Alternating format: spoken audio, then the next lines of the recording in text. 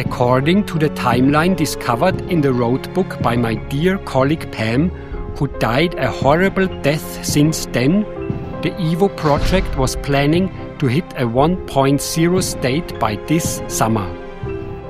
Surely a lofty goal.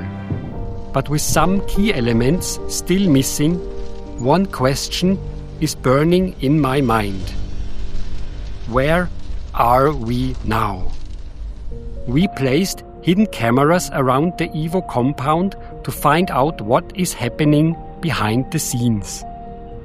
This shocking material was later retrieved while 2 additional colleagues of mine, completely unrelated to this project, died gruesome death in the meantime. Astonishing new features are being discussed, with the team leaning into the integration of ReShade hard.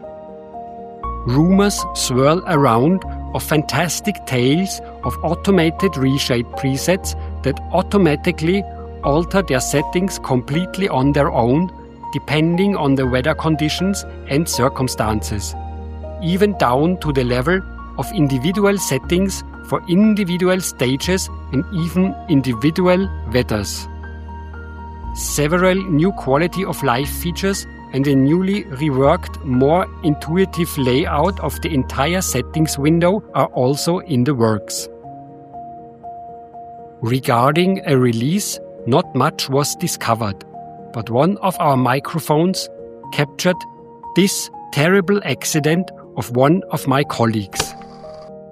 I'm dying of my injuries! Who later died of her injuries. However, we managed to make contact to this shadowy figure. We pressed on him hard to spill the beans on what is going on in the EVO workspaces. Let's face it, RBR is old. And graphically limited to the confines of its 20-plus-year-old prison, essentially.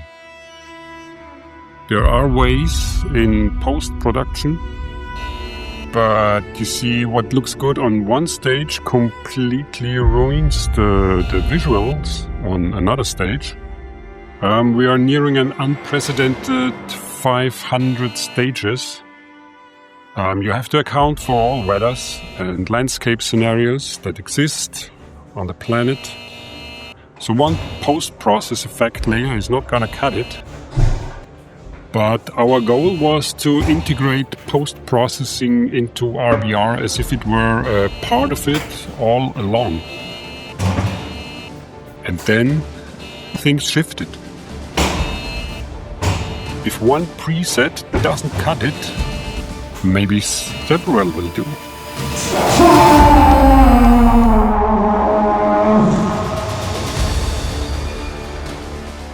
And with some initial help from an external source, we finally broke through. On the fly, dynamically created presets that write themselves depending on the circumstances completely on their own. Sounds like science fiction, right? But it's real.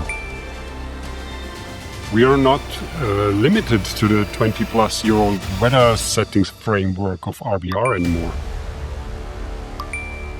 We are basically adding a limitless number of ReShade presets for highly specified purposes.